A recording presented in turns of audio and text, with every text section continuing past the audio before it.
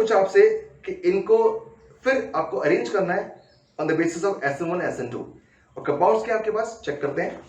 पहला कंपाउंड है C6H5CH2Br। तो पहला कंपाउंड आपको दिया है इसने C6H5 यानी बेंजीन का रिंग एंड CH2Br यानी बेंजाइल ब्रोमाइड। ठीक है, नेक्स्ट आपको दिया है C6H5 C6H5 फिर दिया है CH। ठीक है, फिर दे रखा है C6H5 ब्रैकेट में दे दिया आपको और दिया Br। ठीक है, नेक्स्ट कंपाउंड क्या दिया आपको C6H5 फिर CH है फिर CH3 है और फिर आपको दे रखा है यहां Br। ठीक है, और इसके बाद कंपाउंड है आपका C6H5C, यहां पर है CH3, यहां पे CH3 ब्रैकेट दे रखा है और फिर आपको दे रखा है C6H5 और Br। देखो बेटा, देखने में कंपाउंड काफी कॉम्प्लिकेट से नजर आ रहा है, तो एक काम करते हैं पहले बना लेते हैं।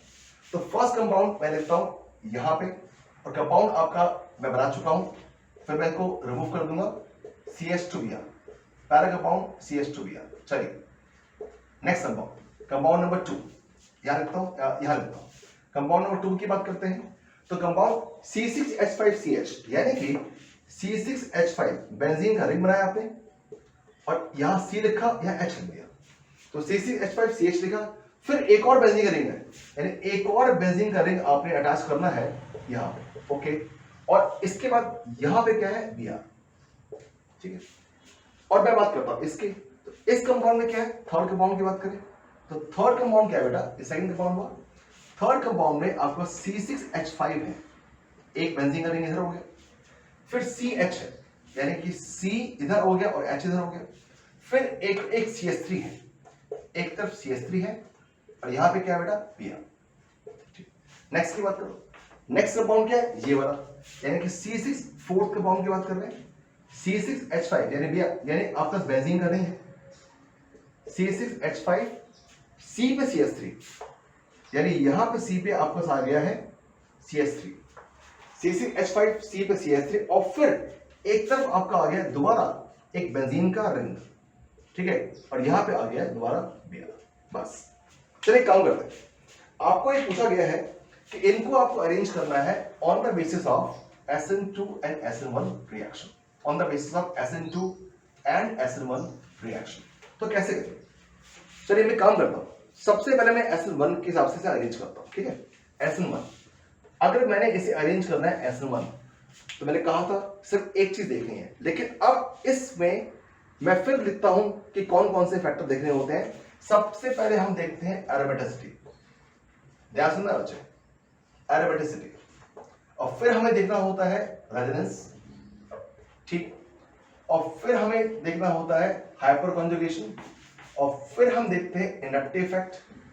ठीक है, और लास्ट में हमें देखना होता है एंटी एरोमेटिसिटी।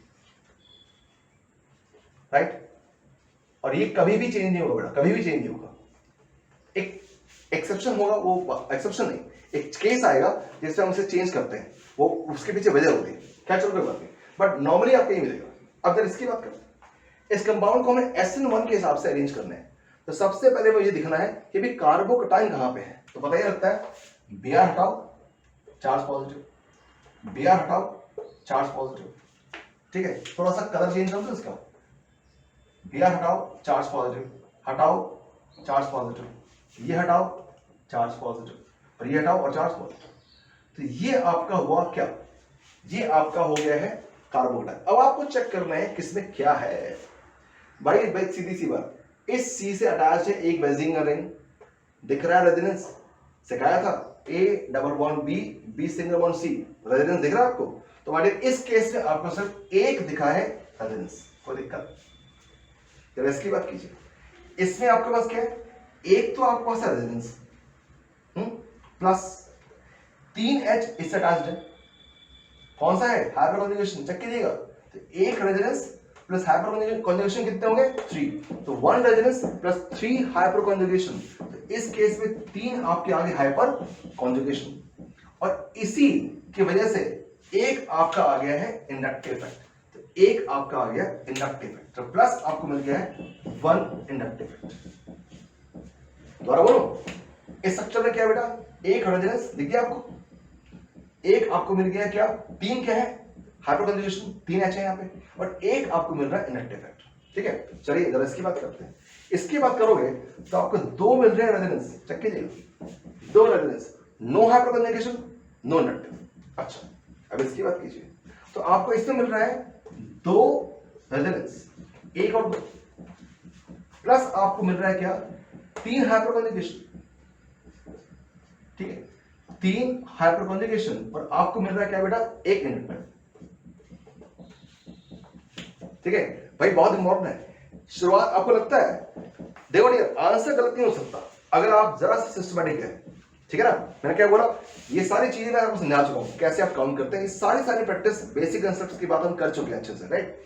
चलिए अब, और अगर आप में से कोई ऐसा बच्चा है जिसने ये चीज नहीं आती है कि हम कैसे ढूंढते हैं हाइपरकंजुगेशन, बेटा उसके लिए मैं हमेशा बोलूंगा मेरी बेसिक कंसेप्ट की वीडियो देख लो, यू बी चैंपियन। खैर चलो अब आगे बात करते हैं। अब हमें तय करना है, तो भैया यहाँ पे सबसे पहले तय करो रेजोनेंस कितने हैं, 2, यहाँ पे 2 और यहाँ पे 1 और यहाँ पे 1। तो जाहिर सी बात है कि रेजोनेंस की बात करेंगे तो ये टाई हो गया, बट टाई होने के बाद अब इसमें चेक करो, 3 हाइपरकंजुगेशन और 1 इंडक्टिव, मतलब ये सबसे रिएक्टिव कौन सा होगा, नंबर 1 ये हो जाएगा।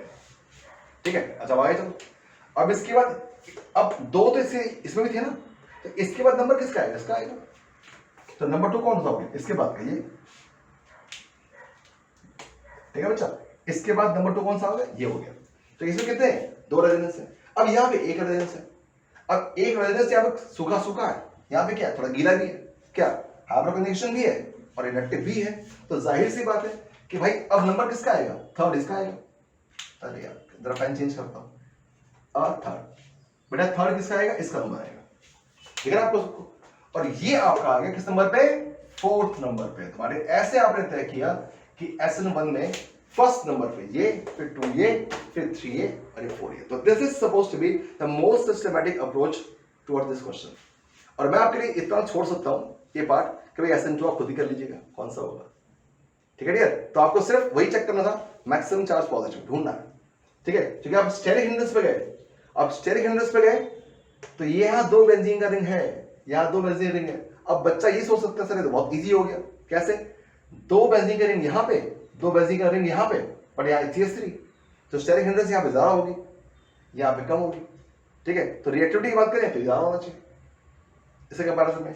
मैं इसकी बात करूं Sn2 में, तो यहाँ पे सिर्फ आपके पास बेंजीन रिंग के साथ CH3 है, यहाँ पे CH3 नहीं है, तो इन दोनों में रिएक्टिव कौन सा हो गया, ये वाला हो गया। तो according you can arrange on the basis of Sn2 as well as Sn1। I hope